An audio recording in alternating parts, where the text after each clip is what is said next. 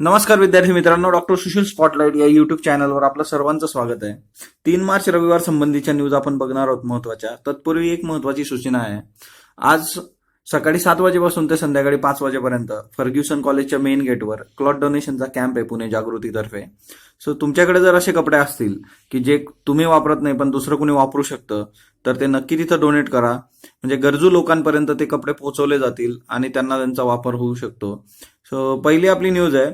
रासायनिक, जैविक, आण्विक हल्ल्याचं स्वरूप ओळखणारी मानवरहित सूचक यंत्रणा डीआरडीओच्या अहमदनगर येथील प्रयोगशाळेने विकसित केलेली आहे. याच्यावरून हे क्लिअर होईल की कुठल्या प्रकारचा हल्ला झालेला आहे आणि तिच्यामुळे आपल्या सैनिकांचे पण प्राण वाचू शकतात आणि येत्या काळामध्ये आपल्याला काय उपाययोजना करायची आहे हे स्पष्ट होऊ शकतं.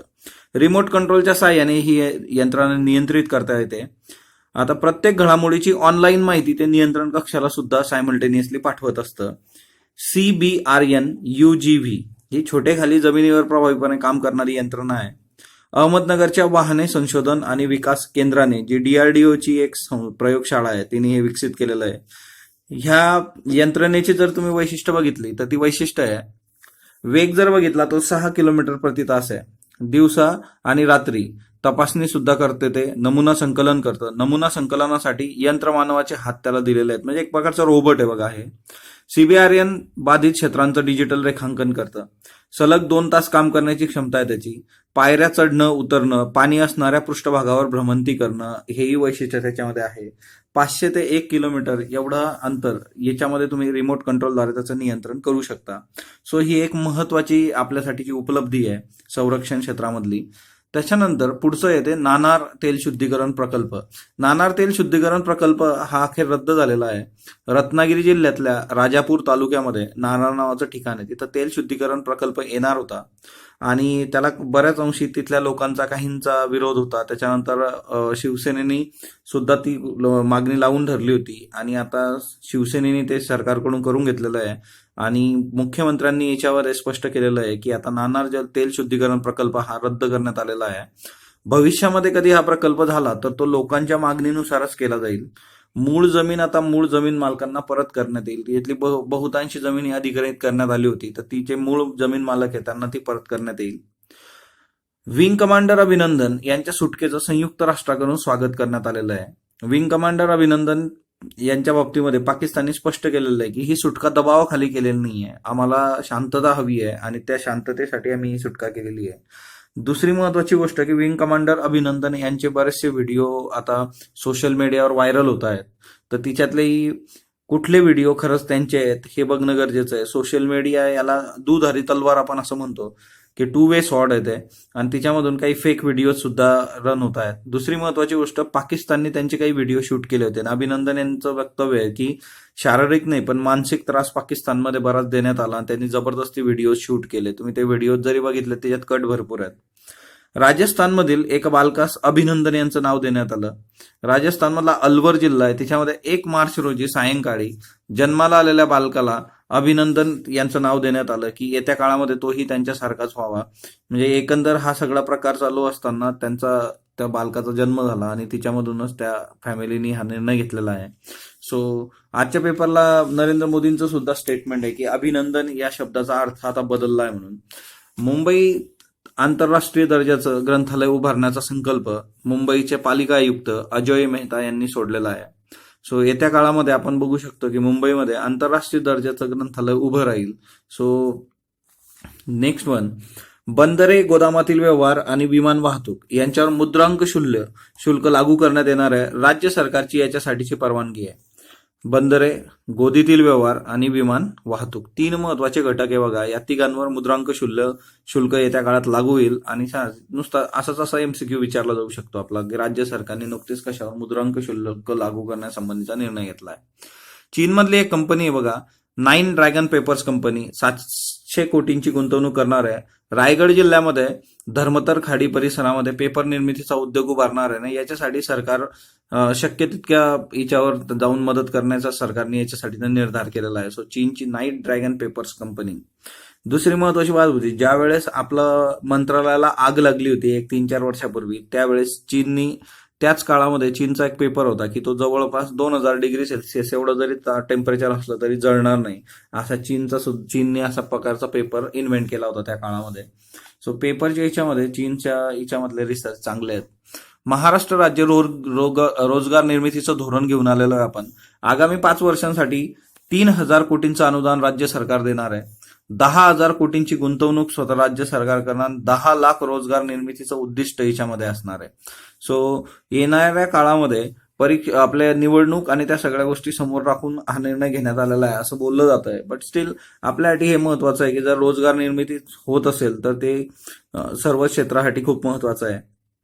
कृषी आणि कृषी आधारित उद्योग, उत्पादन उद्योग आणि सेवा उद्योग हे या प्रकल्पामध्ये गृहीत धरण्यात आलेले आहेत.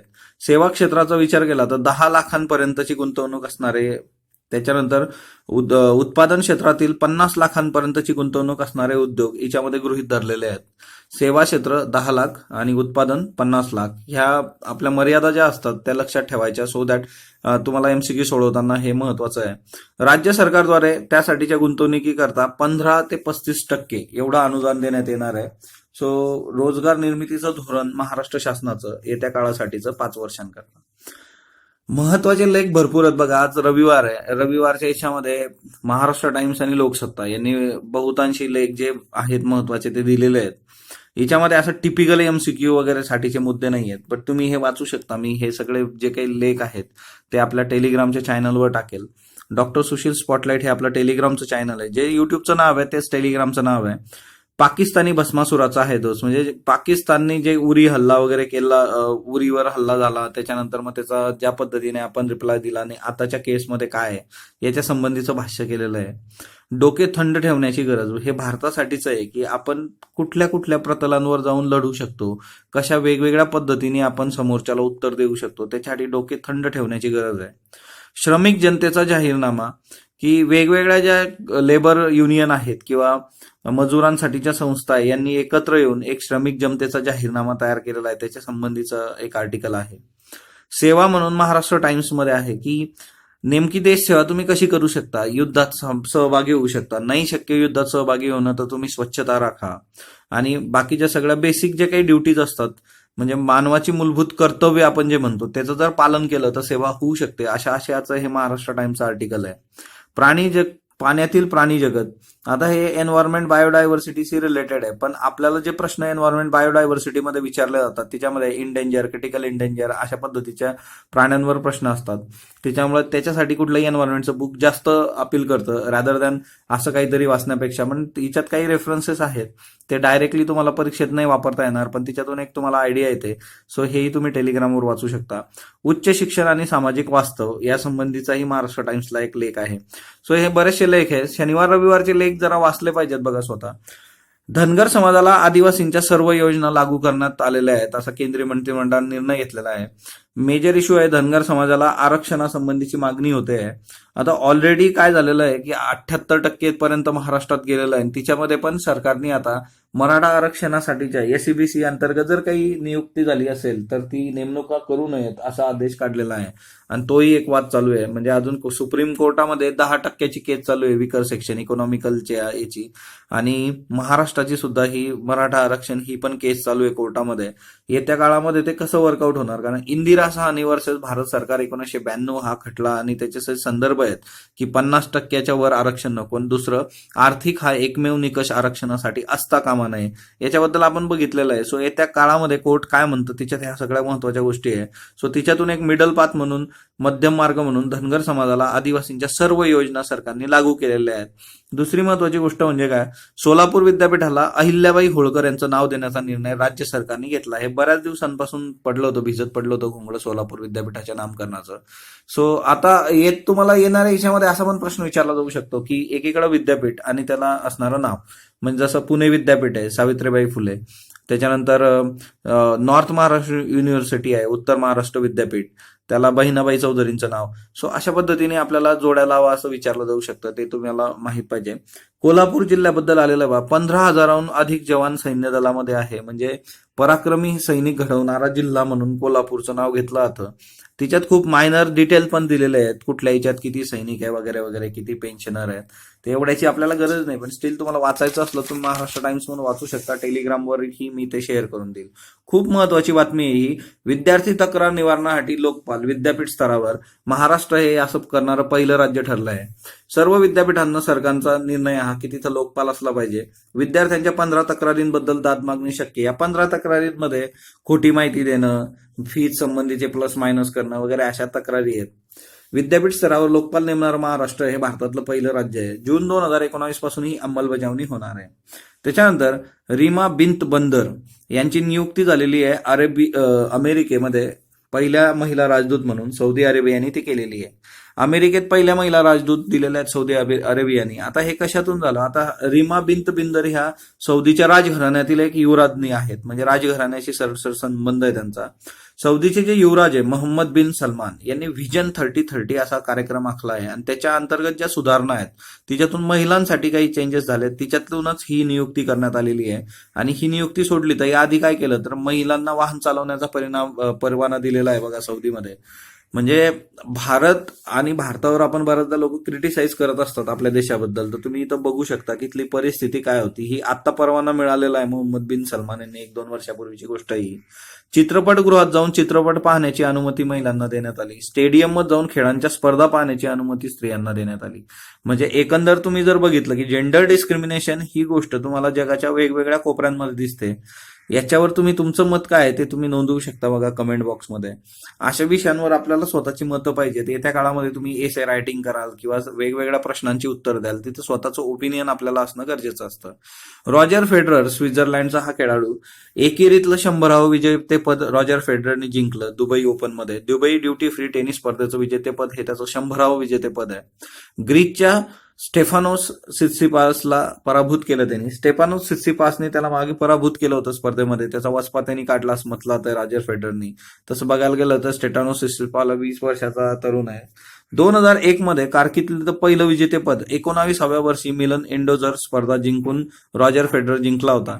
सो 19व्या वर्षी 2001 मध्ये सुरुवात होते त्याच्या सगळ्याची विजयाची. आणि तर मी जर बघितलं तर आता 2019 मध्ये 100वे विजेतेपद त्याच्या नावावर आहे. एकूण 119 विजेतेपद घेऊन सर्वाधिक एकेरीतली विजेतेपद जिमी कॉर्नसनच्या नावावर आहे. आणि दुसऱ्या क्रमांकावर आला फेडरर आहे. सो येत्या काळात आपल्याला फेडरर नक्कीच हा विक्रम मोडेल, ज्या पद्धतीने फेडररनी त्याचा सगळा आजपर्यंतचा प्रवास केलेला आहे. सो सगळ्यात महत्वाचं म्हणजे काय तर एफसीच्या गेटवर 7 वाजेपासून 5 वाजेपर्यंत तुम्ही क्लॉथ डोनेशन करा. तुम्ही आपल्या जवळच्या लोकांना सुद्धा सांगा. गरजू लोकांपर्यंत हे पोहोचवलं जातं. दरवर्षीचा हा उपक्रम आहे पुणे जागृतीचा. सो याच्यामध्ये सहभागी व्हा. डॉक्टर सुशील स्पॉटलाइट या चॅनलला तुम्ही जो प्रतिसाद देत आहात त्याबद्दल मी आपला आभारी आहे. चॅनलला लाईक करा, शेअर करा, सबस्क्राईब करा. ज्या लोकांना नोटिफिकेशन येत नाही त्यांनी घंटी वाजवा. धन्यवाद विद्यार्थी मित्रांनो.